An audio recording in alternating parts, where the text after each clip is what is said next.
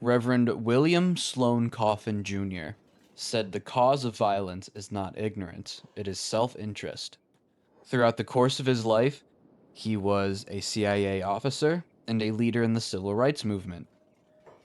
Today, he becomes clairvoyant because he knows that in my world of Kenshi, we are going to wage a war against the Dust Bandits so that we can collect a bounty on their king for 35,000 cats so we can build an empire.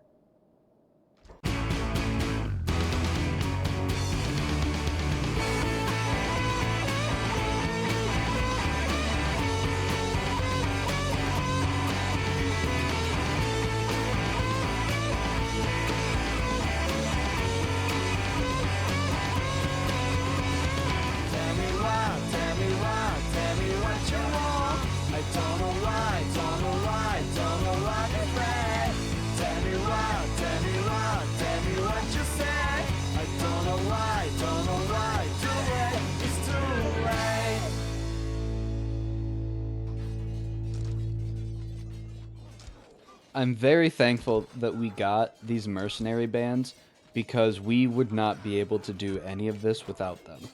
They are single-handedly, or I guess double-handedly, because there's two of them, carrying this fight in a way that my actual characters can't do it. Like, right here, we've got... Alright, I don't know what he's doing. But we're just trying to sneak around and basically just stay out of the way and survive. Sad Neil's the only one who's standing. That's not great, but we see the Dust King, so we can get him. But I think first I want to make sure that Sprinkles survives because he's my dude. So I'll send Sad Neil over to just heal the bad wounds so he doesn't die. People are dropping like flies. This is like that guy in the American Civil War where he was like excited for the war to break out and he set up a picnic and then he watched this like infamous battle and then was completely horrified by the fact that people were being blown to pieces by cannonballs and stuff. This is kind of like that. I was really excited for this and now I'm kind of horrified. There's so much blood and like limbs everywhere. So we got him. We're gonna heal him just enough to where he's not gonna bleed out and die. And then we're gonna carry him to Squin, because they're the only place that will accept Sprinkles with his robot arm. Holy Nation won't. And now we just run. We run as fast as we can to try to get to Squin. Hopefully nobody attacks us, because I think that would actually potentially kill Sprinkles. And I really don't want to save Scum. His proportions are so weird now that I'm looking at him. His hands are huge. I don't know how Sprinkles can actually, like, carry him. Oh, thank God. Okay, we're good. We're safe. I'm just jumpy.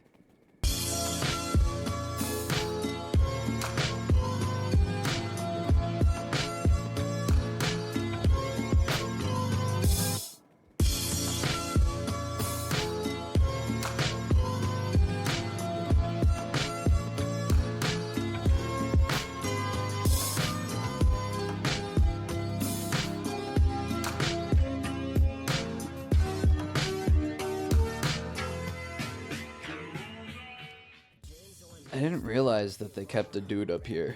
I'm gonna have him join me.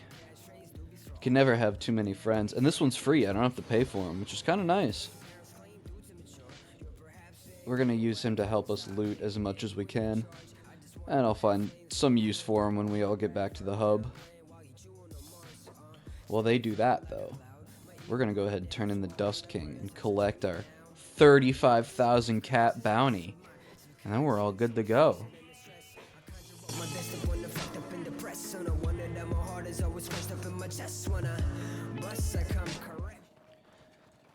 This, so far, is the gang. We got Cat, Beanhop, Ruka, Sprinkles, and Sad Neil. That's 5 people. We only have to provide food for 4 of them. But this 35,000 is going to go a long way in getting some food for our boys. But we need a better plan than what we have right now. Because right now, what we're doing is not gonna work. So we got to get creative and divvy up the labor. Ruka, Sadneil, and Beanhop, they're gonna mine. They're gonna collect iron to sell. Sprinkles is gonna sell everything, and he's gonna collect some other things too, and buy them from the hive merchants. Cat is just gonna stay back and do research. I don't really want to do his skills, so that's just what he's gonna do. Our current to-do list now. We're gonna build an actual base outside of the hub. We're gonna get more friends, obviously, and then we're just gonna train our combat skills. Building a base outside the hub's kind of the main priority because we'll be able to do a lot more. We'll also be able to provide our own food, which is very important so that we are not buying food from all these other people. I also want to start a hemp farm so we can start selling hashish, because that'll make us a lot of money if we sell the Flats Lagoon.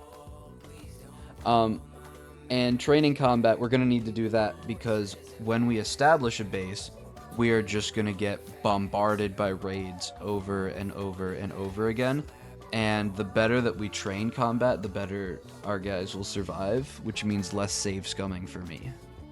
But currently, what we have to do is we have to just find a suitable location to actually build a base.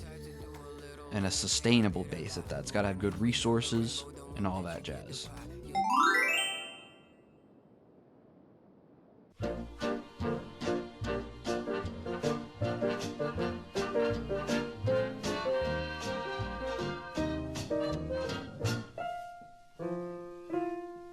Times have changed, and we've often rewound the clock since the Puritans got the shock when they landed on Plymouth Rock.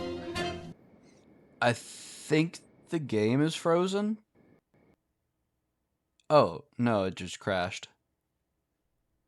If today any shock they should try to stem, instead of landing on. So while our builders construct the base, I decided to take Sprinkles into Mongrel to... Originally it was to train combat against Fogmen, but they're actually really hard. So we're just going to pick up one or two companions. Here we have my bestest friend in the whole wide world, Beep. I'm going to turn Beep into an absolute fucking kill machine. He's going to, like, rip people apart and not feel bad about it. In olden days, a glimpse of stocking was looked on as something shocking, but now God knows anything goes. Good authors too, who once knew better words, now only use four-letter words, writing prose. Anything goes.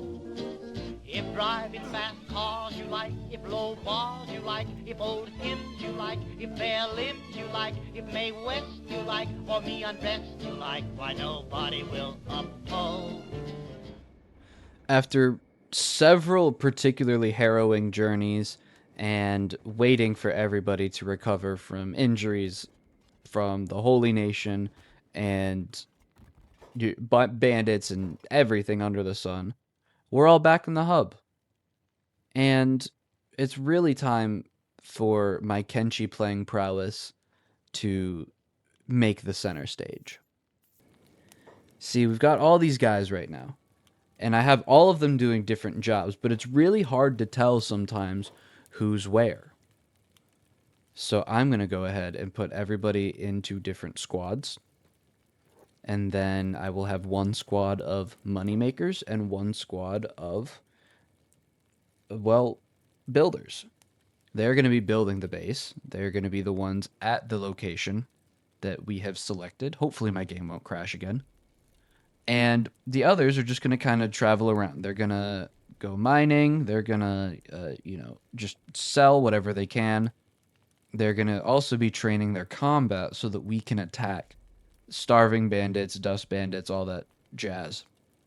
And then sell all their stuff to the merchants for a profit.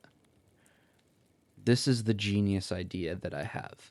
This is what Kenshi's about. None of that flashy combat, dismemberment, cannibalism, none of that stuff. That stuff doesn't matter. That's just Reddit doing its Reddit thing. The real crux of the game, the real beauty of this game, lies in the micromanagement of all of your pawns. Sitting there for hours and hours, watching them mine ores so that you can sell them, and making sure that they don't die in the process, and making sure they have enough food. That's what this game is about. I fucking hate how boring this game can get. Oh my god. So here's the mining. These are our money makers. Beep, Sad Neil, Sprinkles.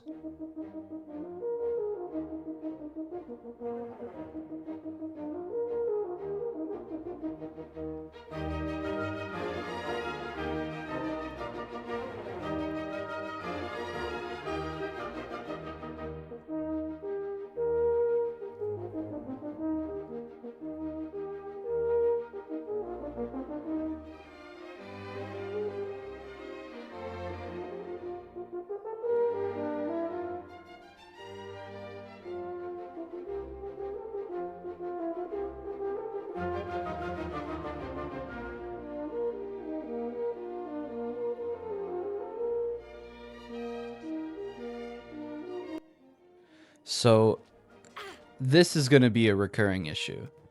Everybody's separated, and of course, I put all my settlers who have the weakest combat stats alone at the location. And then the people with the best combat stats and the highest survivability are way the fuck away, so they all die. They're standing here while everybody else is getting absolutely dumpstered on by starving bandits and dust bandits and whatever frickin' else is there. But that's the beauty of Kenshi. That is the micromanagement that I love so much. I'm going to cut around all of the boring building and resources bullshit so that I can create much more interesting videos.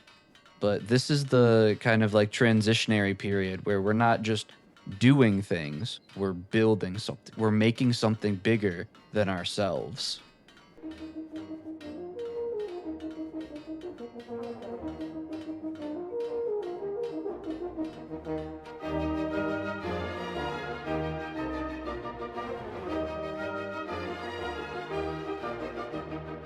I wish there was a hug button so I could hug you right now. Yeah, I wish there was a fucking analingus button so that I could tongue punch your